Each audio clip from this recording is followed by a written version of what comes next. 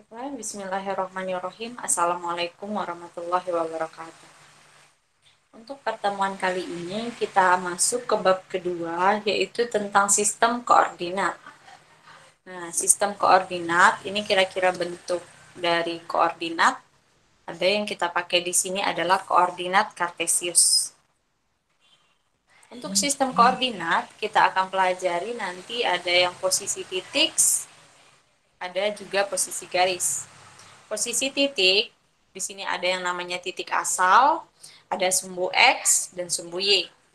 Untuk posisi garis, ada garis sejajar, garis berpotongan, dan juga garis tegak lurus.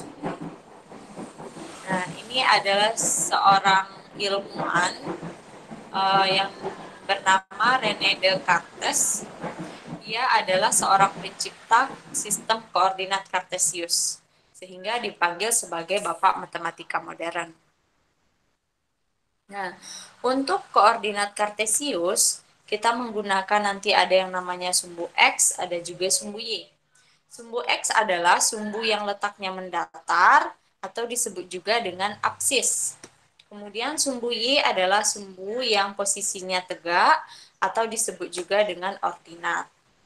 Nah, kita perhatikan bentuk koordinat kartesius.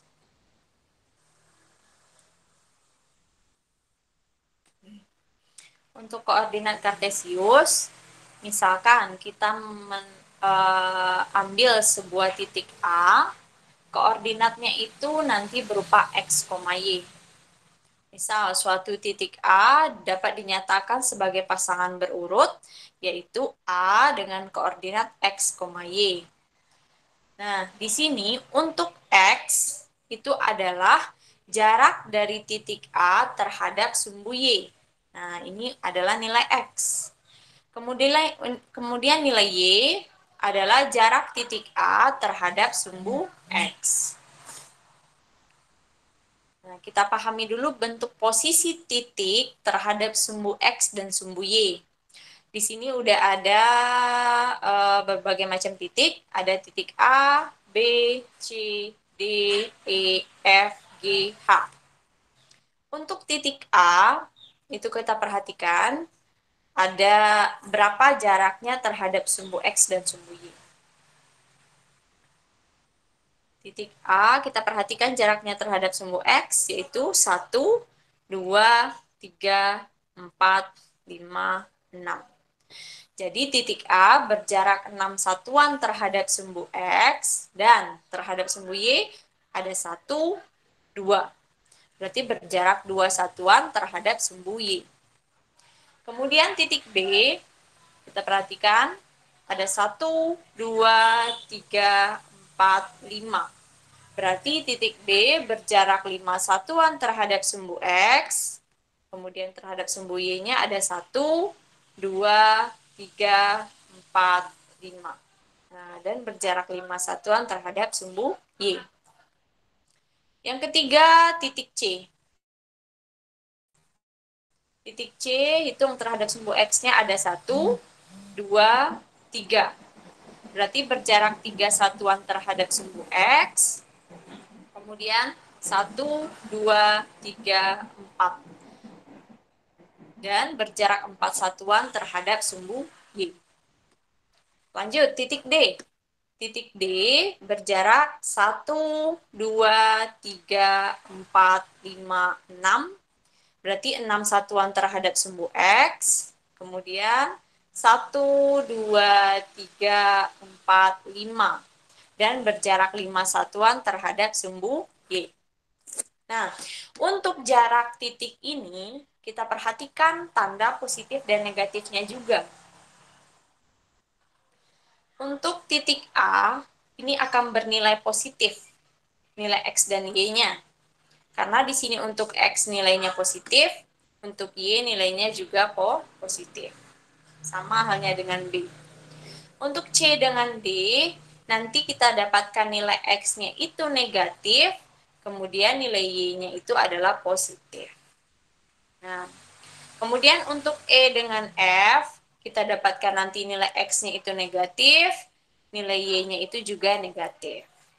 Kemudian untuk G dan H, kita dapatkan nanti nilai X-nya itu positif, sedangkan nilai Y-nya itu adalah negatif. Nah, nanti kita sesuaikan dengan jarak antar titiknya, posisi X dengan Y-nya. Nah, sekarang kita sudah mengetahui jarak antara titik terhadap sumbu X dengan sumbu Y.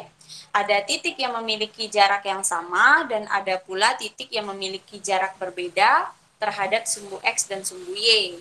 Nah, sekarang coba kita tuliskan bagaimana koordinat dari titik yang tadi. Nah, ini bentuk koordinat. Dari jarak titik yang sudah kita hitung tadi contoh titik A, kita dapatkan jaraknya terhadap sumbu X itu yaitu 6. Kemudian jaraknya terhadap sumbu Y ada 2. Sehingga untuk koordinat itu kita pakai biasanya dalam bentuk X, Y. Berarti nilai X, nilai Y. Perhatikan contoh titik A tadi. Nilai X-nya, berarti jarak X-nya ini adalah 1, 2. Nilai X-nya terpakai sebanyak 2 satuan. Berarti 2, Y-nya tadi ini ya yang tegak adalah 6. Berarti koordinat A yaitu 2,6. Nah, sama halnya dengan yang B. Nah, jarak nilai X-nya di sini adalah sebanyak 5 satuan, nilai Y-nya juga sebanyak 5 satuan. Berarti koordinatnya 5,5. Lanjut untuk yang C.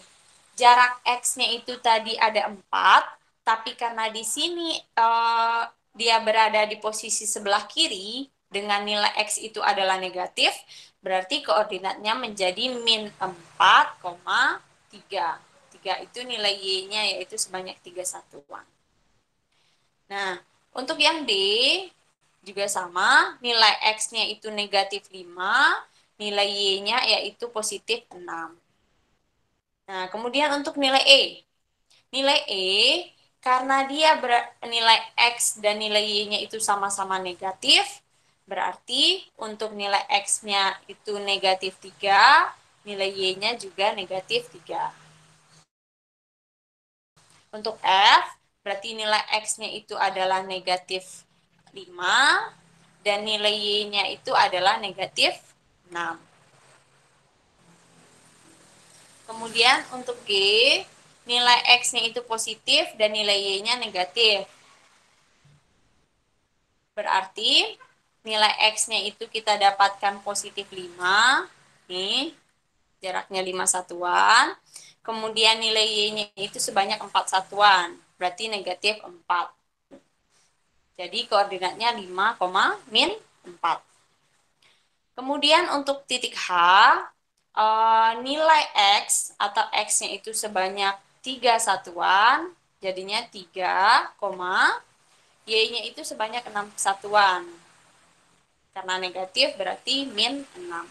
Jadi koordinatnya adalah 3, min 6. Nah, itu menentukan koordinat dari sebuah titik. Nah, nih perhatikan. Di sini kita tentukan nilai kuadran. Kuadran itu ada 4 jenis. Yang pertama di sini, bagian ini disebut dengan kuadran 1. Kuadran 1 itu nilai X-nya positif, nilai Y juga positif. Nah, itu kuadran 1. Kemudian ada kuadran 2.